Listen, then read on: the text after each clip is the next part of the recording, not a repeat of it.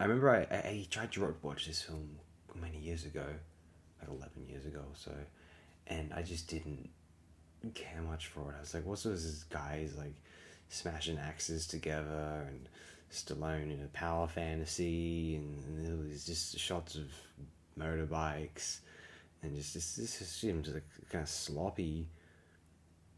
I look at it now, nice Blu-ray copy of Cobra. Yeah, it's a very well shot film, isn't it? Quite stylized. You know what? If Cobra was some foreign film and I was watching it subtitled in a language other than English, and I'm reading the film rather than watching and listening to its banal fascistic dialogue, I'm thinking this is a stylistic neo-noir 80s style over substance classic. With the dialogue, in English, or with the dub, it's just one of these, fascistic polichitesco. I'm in a place where I think Cobra might be a more effective and shameless action film than the Rambo sequels are. I really like Jack Cardiff's photography in Rambo First Blood Part 2. I like Jack Cardiff's photography in pretty much everything he shot. And I don't mind... I appreciate some of the ambition of Rambo 3. I just think the end result is Rambo 3. And I'm actually kind of slightly embarrassed, but that's one of my most viewed videos, because people look at the most viewed videos and, they might come here from, the Society of the Spectacle, or some Sakharov film, or Bergman's, which was the Bergman film I discussed, the one about the Brink of Life, and Goddard's Vladimir Rosa, and they're just like, oh, what's his most viewed videos? Oh, Rambo 3. Ugh. And I was like, I don't blame you for feeling that way. And you're going to have to feel that way again, because whereas Rambo 3 I made fun of, I mean, not that I wouldn't make fun of Cobra, but I think I really like Cobra. It's kind of trash and fascistic, and I believe it was Gene Siskel who would refer to this film as Filthy Harry, to suggest that it's doubly the kind of, modest fascism that is Dirty Harry. But what we ultimately make of in Cobra is a film which,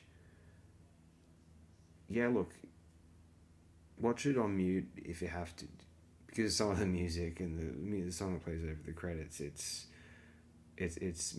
music didn't get that corny again until the early 2010s. When actually no, there's some pretty bad music from the 90s and 2000s. I wasn't around that much in the 90s. I was too young to register a lot of what was going on that decade. But listening in retrospect, I'm thinking, man, like you guys were suffering in the 90s with the radio being on, or MTV. I think MTV stopped playing music videos at some point. This happened all before I was born, I guess. Or cognizant of that sort of thing. Anyway, Cobra.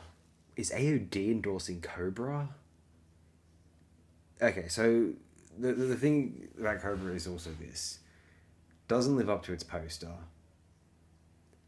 Did Wolf Cop 2 live up to the poster? Yeah, a little bit. Like, we had certain expectations with Wolf Cop 2, and I think the expectations of Cobra are closer to one's expectations for, say, I don't know, one of the more shameless or just run and gun Schwarzenegger films such as Commando or Raw Deal, maybe. The end result with Cobra is something which maybe one wishes there was more action even in Cobra. But at 27 minutes over an hour, there's not too much to complain about. If you have company, if you don't expect too much of Cobra's a heck of a lot of fun, and you'll find yourself, if you're one of these like weirdos like me, you'll actually find yourself admiring the photography on a Blu-ray copy.